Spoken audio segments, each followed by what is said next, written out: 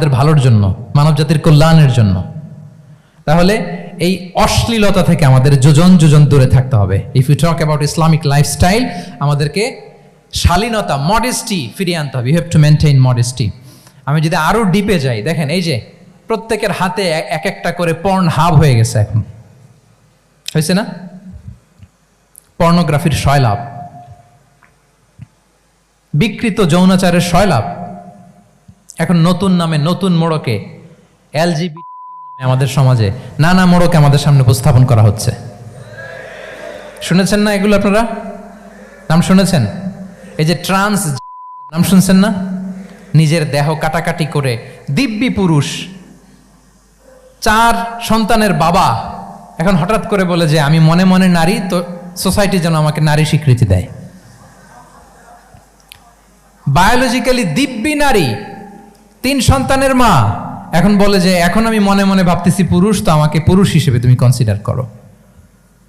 আল্লাহর দেয়া ফিতরাত, এই যে বলছে উল্টায় ফেলতেছে, এই ফিতরাতকে ধ্বংস করার সবচেয়ে জঘন্যতম এই নতুন যেটা বাজারজাত করা হচ্ছে যে আইডিওলজি, এটা হচ্ছে ট্রান্সজেন্ডারিজম।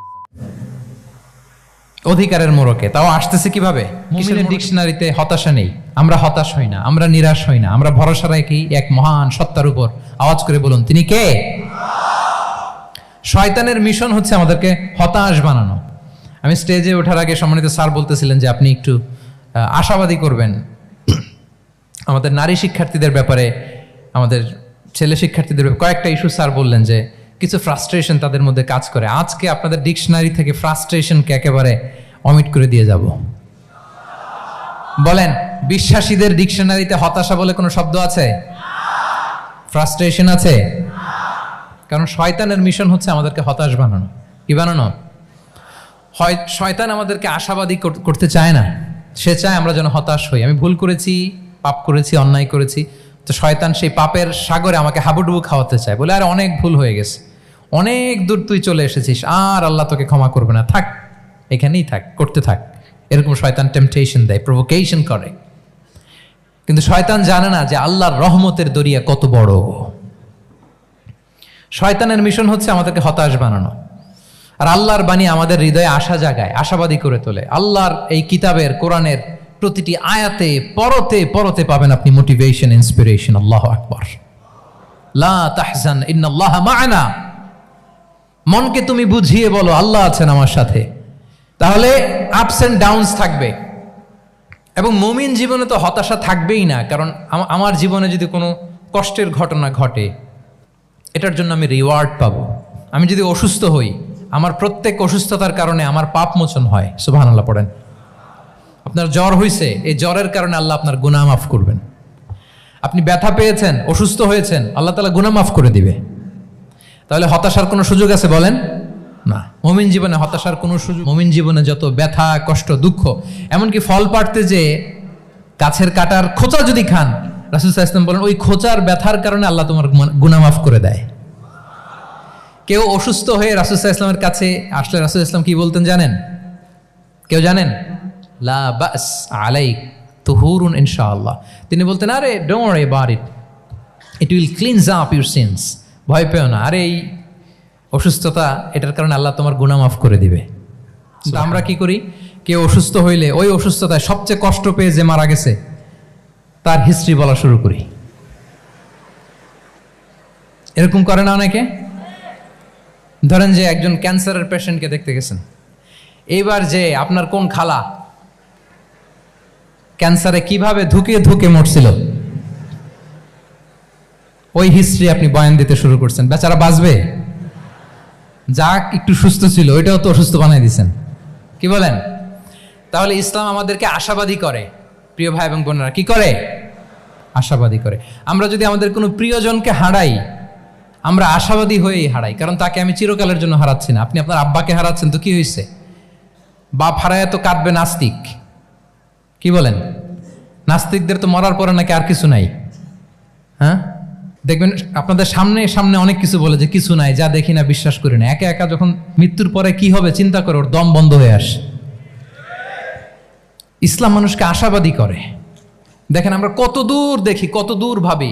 আমার দাদা মারা গেছে, এটা আমার কোনো টেনশনেরই কারণ না, কারণ আমি সবসময় ভাবি আমার দাদাকে আমি ওপারে যেয়ে পাবো, আমার আব্বাকে আমি হারিয়েছি তো ওপারে পাবো, আমার বন্ধুকে আমি হারিয়েছি, কাছের বন্ধুটা যে আমার জন্য খুব ইন্সপিরেশন ছিল, সাময়িক বিচ্ছেদ এটা আমাদের জন্য, কারণ আমরা ওই জগতে বিশ্বাস করি। আল্লাহু আকবার।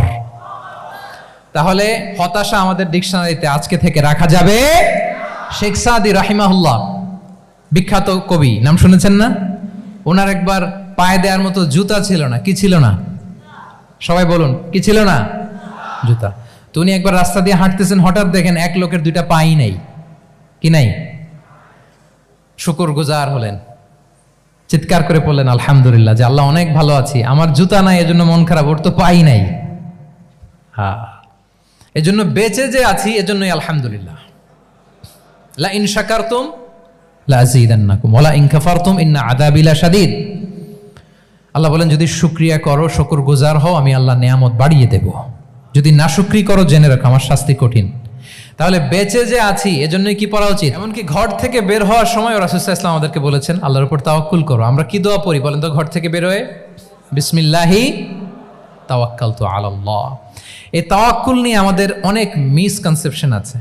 আমাদের মধ্যে একটা প্রবণতা আছে, অনেকে বলে যে যা হবে হবে, আল্লাহ ভরসা। বলে যে যা হবে হবে, কি ভরসা? কথা বলতে হবে তো আমার সাথে। আপনারা কি বোরিং হচ্ছেন? ওরে আল্লাহ, অনেক রাত হয়ে গেছে, তো শেষ করে দেই তাহলে। আর কয়েক মিনিটের মধ্যে শেষ করবো ইনশাআল্লাহ। তাহলে অনেকের মধ্যে একটা প্রবণতা আছে, তারা বলে যে যা হয়েছে হয়েছে, কি ভরসা? যা করে আল্লাহ, আল্লাহ ভরসা। এটা it's not the concept of তাওয়াক্কুল। এটা তাওয়াক্কুল নয়। ইসলামে তাওয়াক্কুল is always at the second step. The first step is your effort. প্রথমে আপনি চেষ্টা করবেন, এরপরে আপনি আল্লাহর উপর তাওয়াক্কুল করুন। কিছু না করে যদি বলেন আমি আল্লাহ ভরসা, এটা আল্লাহ ভরসা হয়েছে? এটা আপনার মন গড়া একটা কথা হয়েছে, কিন্তু এটা তাওয়াক্কুল হয়? আমাদের অনেকে অলসতা, অকর্মণ্যতা, অপারগতা, হীনমন্যতা এগুলোর তাওয়াক্কুল বানায় ফেলাইছে। হাত গুটায় বসে থাকবে, কাজ করবে না, অলস, আর বলে কি আল্লাহ ভরসা। রিজিকের মালিক আল্লাহ, কিছু করবে না আর বলে আল্লাহ ভরসা। প্রিয় ভাইরা, রাসূল সাল্লাল্লাহু আলাইহি ওয়াসাল্লাম তিনি অলসতা, অকর্মণ্যতা, হীনমন্যতা, কাপুরুষতা, ভীরুতা এগুলো থেকে আল্লাহর কাছে পানাহ চেয়েছেন। নিজের সাধ্যের সবটুকুন তিনি করেছেন, তারপরে আল্লাহ ভরসা করেছেন। এবং পাখিকে ইসলামে তাওয়াক্কুলের মডেল বানানো। যদি পাখির মতো তাওয়াক্কুল করো, তাহলে পাখিকে আল্লাহ যেমন রিজিক দেয় তোমাদেরকেও রিজিক দিবে। পাখি কি করে বলেন তো? প্রতিদিন সকালবেলায় ওর ঘরের ভিতরে বসে বলে যে আল্লাহ ভরসা। বলে? বরঞ্চ কি করে সে? সকাল সকাল কিচির মিচির রবে, দিক দিগন্ত মাতিয়ে সে বের হয়ে যায়, সারাদিন ঘুরতে থাকে। তাহলে খালি পেটে সকালবেলায় পাখিগুলো বের হয়ে যায়, আকাশে বাতাসে ছুটে বেড়ায়, আর বিকেল বেলায় ওদর পূর্তি করে প্রতিটা পাখিকে তার নিড়ে ফিরিয়ে দেয় কে? আপনি হাত গুটিয়ে বসে থেকে বললেন আল্লাহ ভরসা, এটা হয়েছে না। আপনি আপনার সর্বোচ্চটুকুন চেষ্টা করবেন, সব করার পরে এরপরে আপনি বলবেন আল্লাহ ভরসা। তাহলে তাওয়াক্কুল হলো প্রথমে যে কোনো জিনিস অ্যাচিভ করার জন্য পরিকল্পনা করা, তারপর সে পরিকল্পনা বাস্তবায়নের উপায় বের করা, তারপর বিভিন্ন উপায় উপকরণের সাহায্য নিয়ে সেটা অ্যাচিভ করার জন্য প্রাণান্তকর প্রচেষ্টা চালিয়ে যাওয়া, অবশেষে ফলাফলের জন্য কার উপর নির্ভর করা। দিস ইজ কল্ড তাওয়াক্কুল। এখন আমি কিছুই করলাম না, বললাম যে যা করে আল্লাহ, তাওয়াক্কুল হয়েছে তো না? আমাদের সমাজে দুইটা ধারণা। কেউ কেউ বলে আরে আমি তো সব করব, তাওয়াক্কুলের দরকার কি? Absolutely wrong. আবার অনেকে মনে করে আল্লাহই সব করে দিবে, এটাও absolutely wrong. The concept of Islam is in between this two extreme lines. এই দুইটার মাঝখানে হচ্ছে তাওয়াক্কুল। তাহলে তাওয়াক্কুলের মেকানিজম হচ্ছে আমার সাধ্যের সবটুকুন আমি করব, তারপরে আল্লাহ সাহায্য আসবে, সেজন্য আমি তাওয়াক্কুল করব। আপনারা মুসা আলাইহিস সালামের ঘটনা জানেন। উনি যখন বনি ইসরায়েলকে নিয়ে লোহিত সাগরের সামনে আসলেন, ফেরাউন তার সৈন্য নিয়ে ধাওয়া করলো, আল্লাহ তাআলা সাথে সাথে কি রাস্তা বানাই দিলেন নাকি? সাগরের মাঝখানে না। আল্লাহ বললেন আনিদ্রিব বিআসাকাল বাহর, লাঠি দিয়ে একটা বাড়ি মারো সাগরে। মুসা আলাইহিস সালাম বাড়ি না মারলে তো আল্লাহ রাস্তা বানাতে পারতেন না, না পারতেন না?